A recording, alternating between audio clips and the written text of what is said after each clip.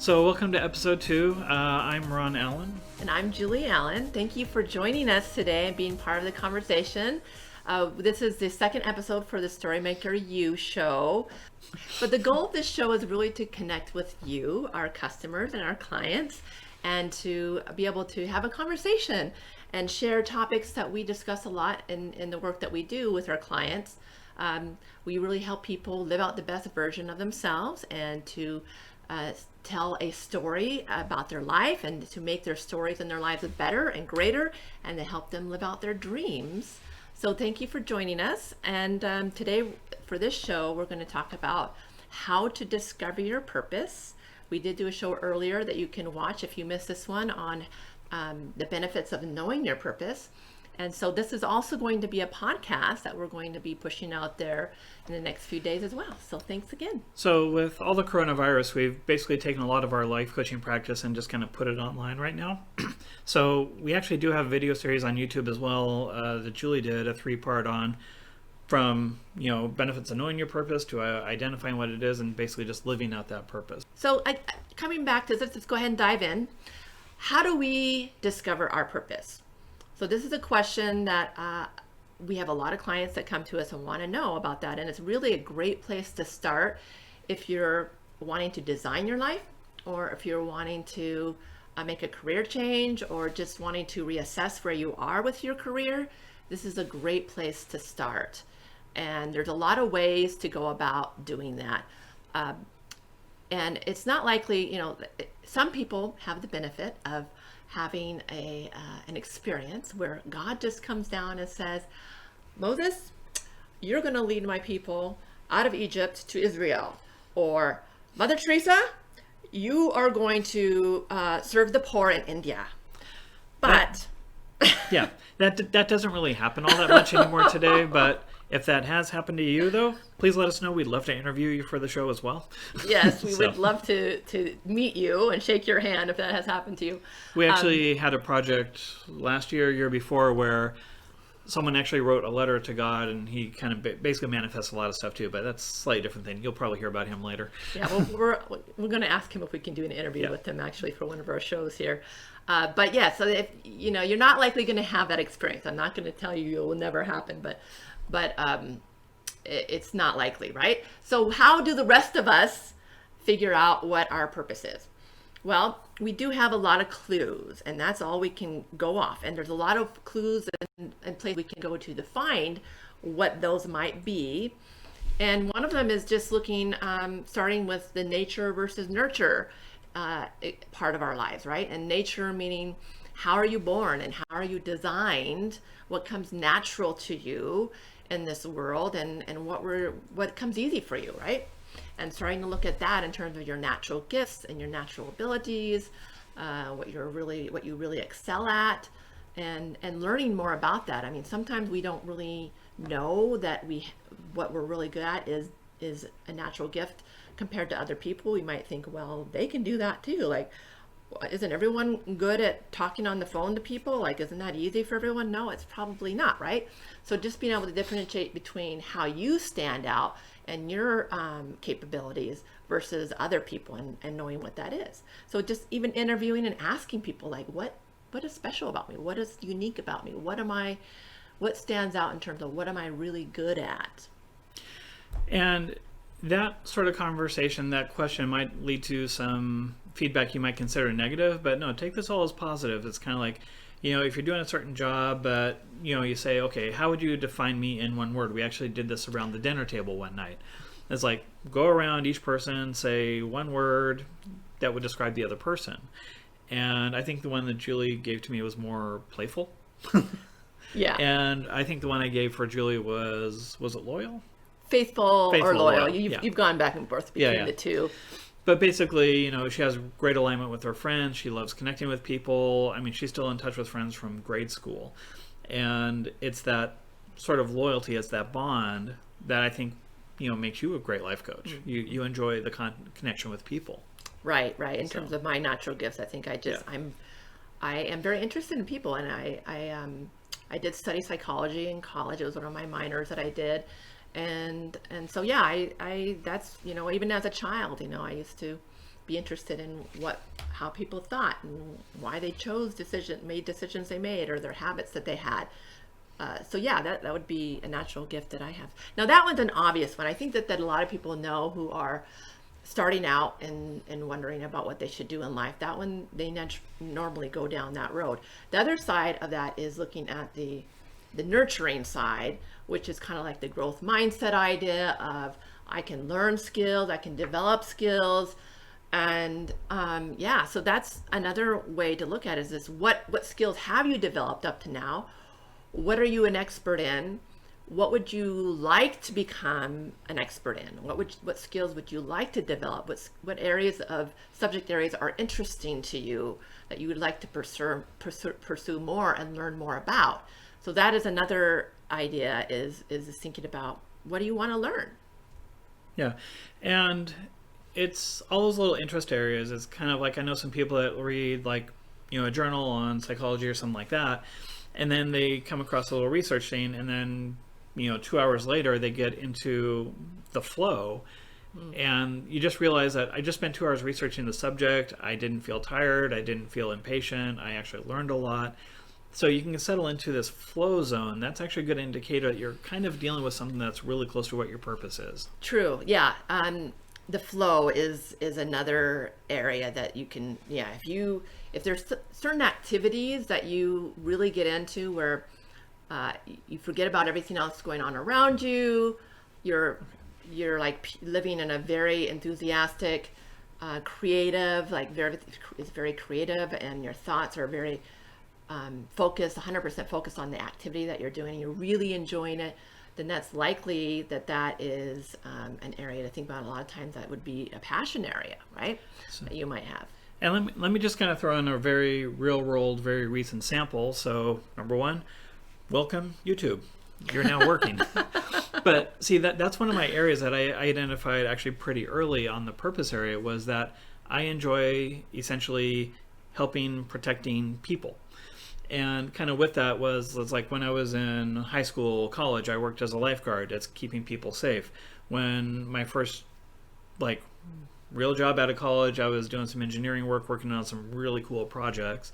Then when I started the media company, it was like training and helping people get things done or seeing things they wouldn't normally see.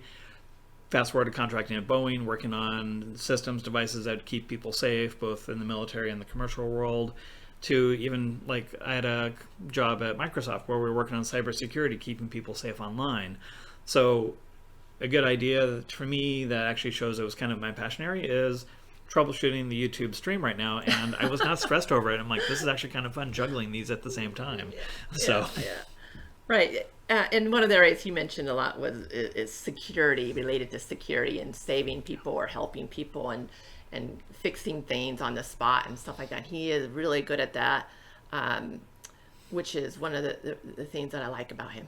Because he's always helping me, because I'm always getting stuck and in trouble with technology. So he's always kind of bailing me out and helping me to fix stuff that I get stuck on. So, and just as a quick backgrounder, the StoryMakerU, our channel here, it's actually underneath the umbrella of what our main company is called, the StoryMakers. And on that one, Julie heads up more of the life coaching, life skills practice, where I'm more of the content and technology. So it's a good fit. Yeah.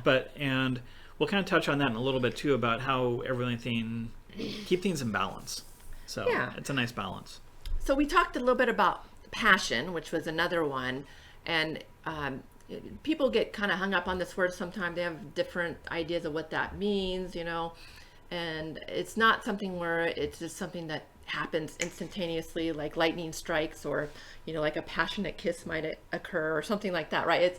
It's passion in terms of your interest develops over time. It might just be first a subject area that you come across through school or through friends or out in the community, and it sounds interesting to you, and then you want to explore it more, and it sounds fun to you.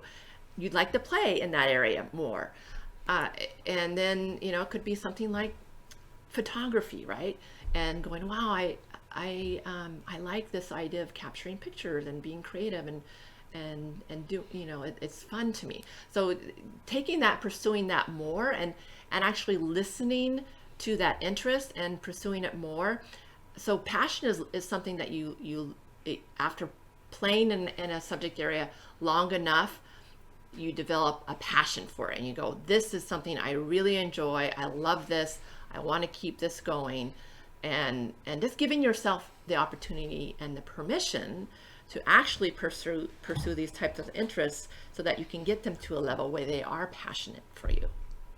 And when you get to that area, it's also not going to seem so much at work. It's one of the ideas I came up with, and I mentioned Boeing before, and when I was working with Boeing, I'd come across their engineers all the time. They're just really passionate about building aircraft. It's what they do, and they do it really well.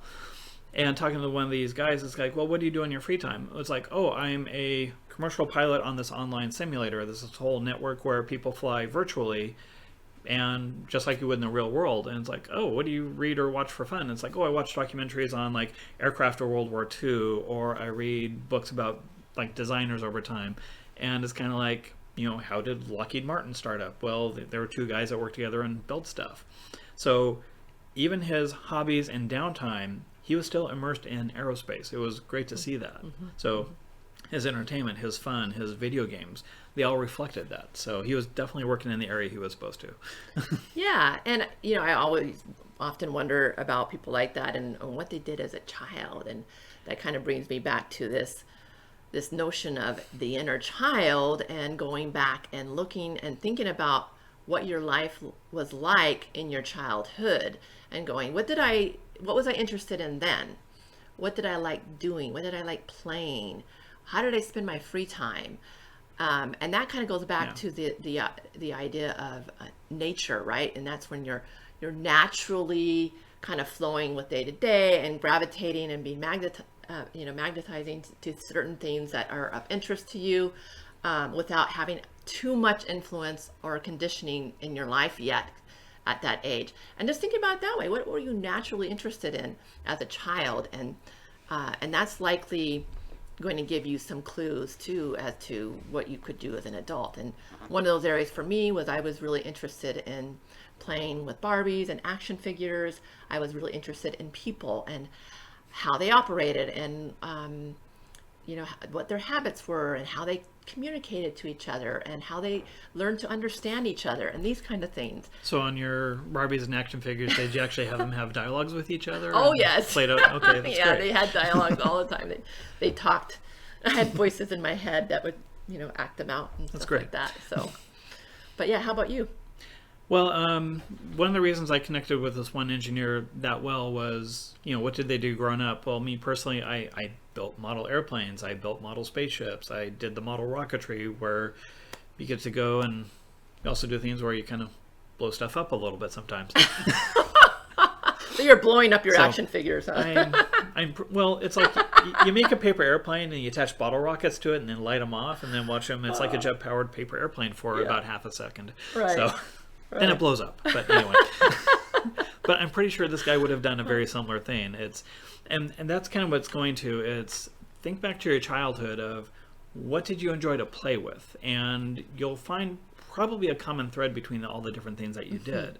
So, me, I just like things that fly. So even my hobbies growing up, boomerangs. I got my first boomerang when I was like 10. I actually still throw today. It's a good exercise.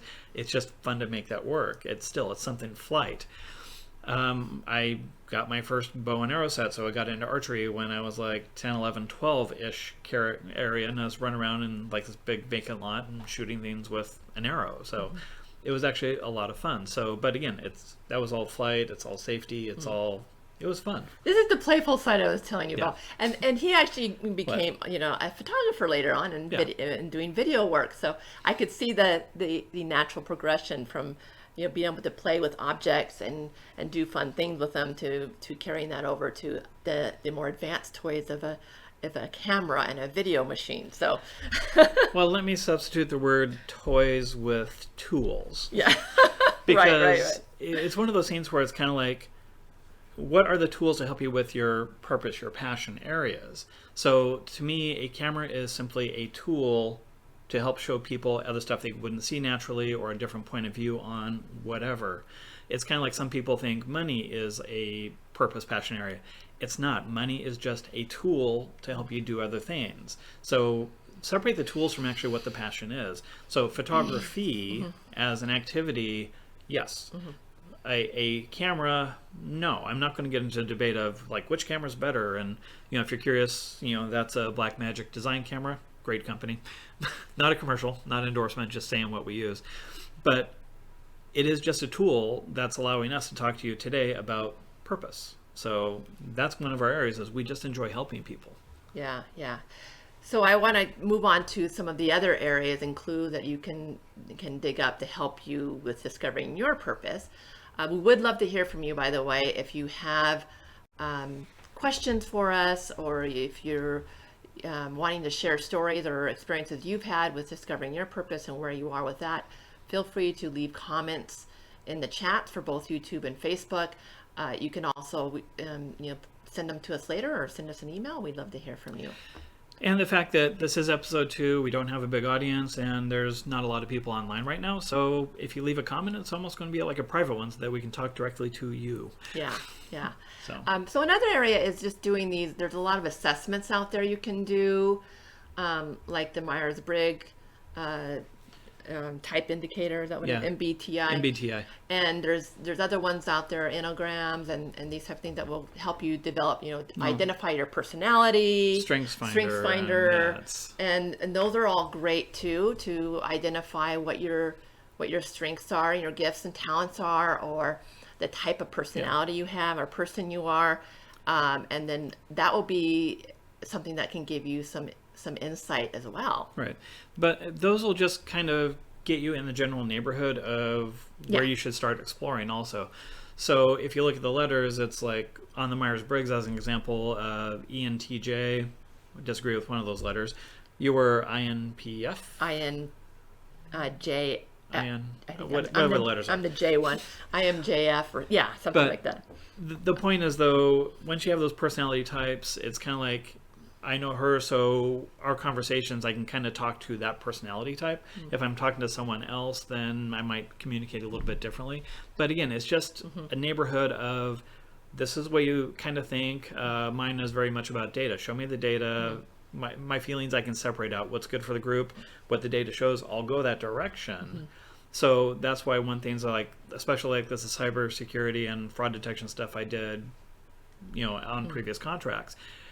It's tapping into that, like, show me the data, I can make the decisions off that. I'm not going to take it personally if you decide not to follow my recommendations, but it's like, here's the data. So those jobs are actually good fit for kind of like my personality, my purpose area. But again, it's just a neighborhood that you should be in.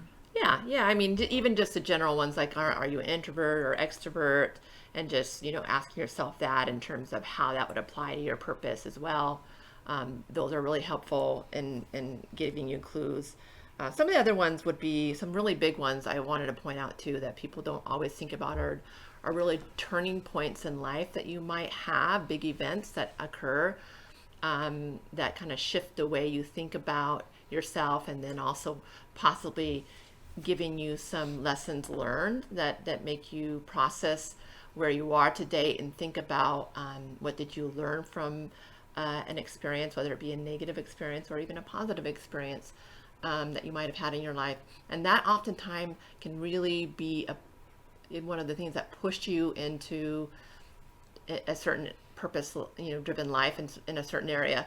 And that might be one of the things, like, maybe you had a loss in your family or someone close to you, or maybe you lost a job. And so sometimes the things that may seem really negative in an experience like that, there's going to be some gifts and some blessings that will likely come out of that experience that will be indicators of what you should do next. And if you really, especially if you spend the time to think about what you learn from those experiences, whatever you learn from those experiences might be real big clues to what you could do with your life going forward. Well, and that's one of the things when you actually started down this whole life coaching path, was we came across, someone that was given a seminar, he's talking about it, and it's kind of like, yes, everyone has these very negative situations in their background, but if you had that person in front of you today that did that wrong to you, you should actually tell them thank you. You'd be thankful for that negative experience because that's giving you the strength of character and the knowledge to move forward and help other people through that exact situation. And it's like, I can think of people in my history that are like, no, I never want to deal with you again because it was so negative. But it's like, I guess I should say thank you because I learned a valuable lesson that way. But anyway, being thankful to someone that was negative or disrespectful or whatever to you in the past. I mean, you're connecting with a bunch of clients in your practice that actually share very similar life stories. So that's great. True. Yeah, I do tend to attract people to me and working with me that have at least one or two very significant parts of their life that are similar to me, whether it be a painful area or a life experience that they've had. And I don't always share that, but with them because I want to focus more on what's going on in their life and how to help them than to share my story per se. But yeah, I do find that a lot of times they're drawn to me based on something that's very similar and that they may not even know that we share. But go ahead. Okay, let's just kind of bring it back though too. We're all just talking about background and history and where you came from. Yeah. It's basically, if you look back at your hobbies, your childhood, your current experiences, what went well, what didn't go well, and those are all indicators of where your purpose area is. Even think about like this mentor figure you've had somewhere in your past. Yes, influences. Yeah. So that's what good too. influencers have you had? It's kind of like, yeah. Maybe it was like a high school track coach or a scout leader or a neighbor or your parents. It's kind of like, what were the qualities that they were showing? What did I enjoy about those interactions? And why did this person get my attention a lot more than everyone else? Yeah. Again, signpost indicators to where you should be looking. Yeah, and those are not coincidental, right? I don't really believe in coincidences. I think that especially when it comes to area of mentors and influences, those people were supposed to be in your life for a reason, which will likely point you also and give you some clues to what you should be doing with your purpose, especially if they had such an influence in your life that they changed you in some way, right? Where you had some major breakthroughs and chose certain paths and directions based on somebody who had influenced you in a way, and they got you on some sort of path or direction, right? So I think that's a great one, is just looking at who your mentors are and influential people in your life, whether they be family, friends, or teachers, these kinds of things. Yeah. And you were saying about coincidence, and a saying from my past actually kind of came up. I'll update it a little bit. Well, I'll actually tell the original version of it, I guess. But you take any situation. The first time is just happenstance. The second time is a coincidence.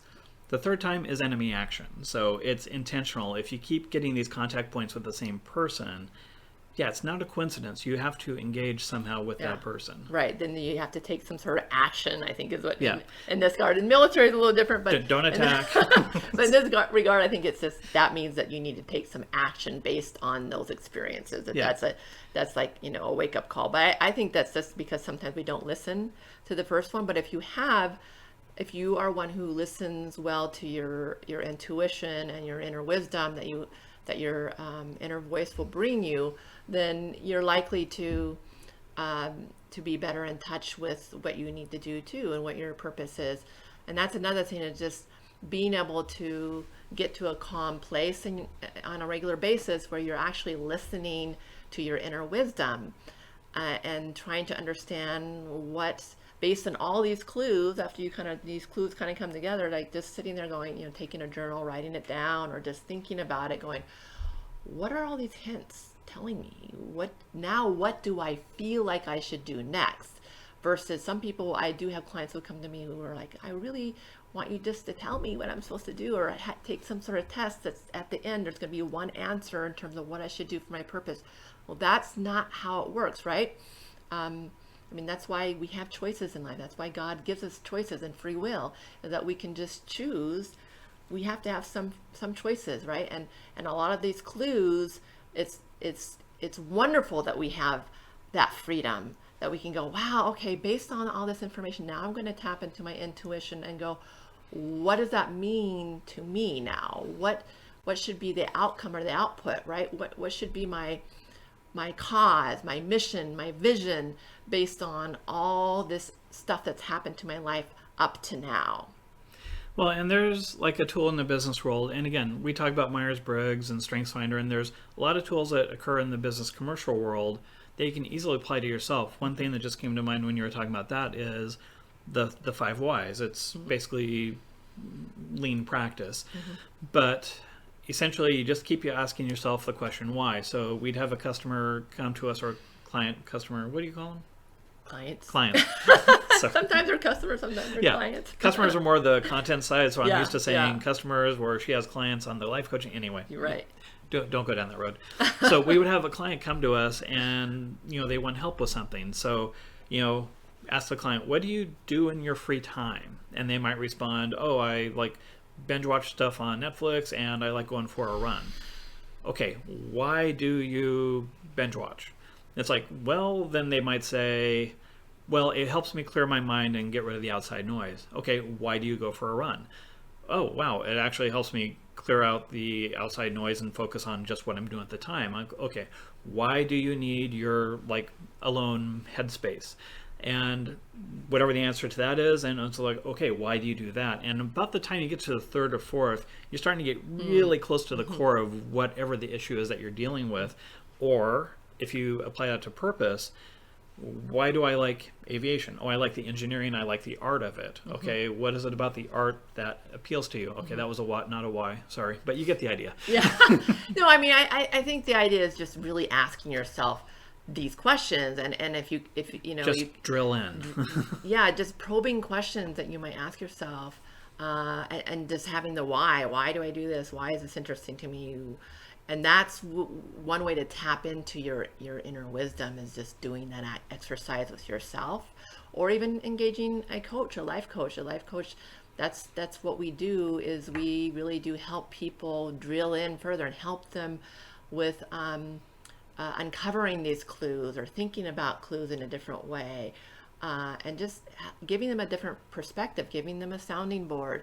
And just kind of guiding them along through the process of getting there, so that they get to a point in their life where they're like, wow, I really want to do this. I believe this is what's for me.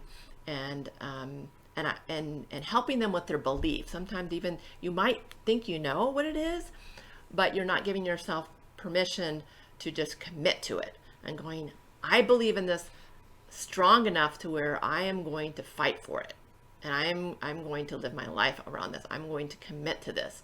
And just getting to that point of just committing and fighting for something that you believe is linked to your existence and why you're here.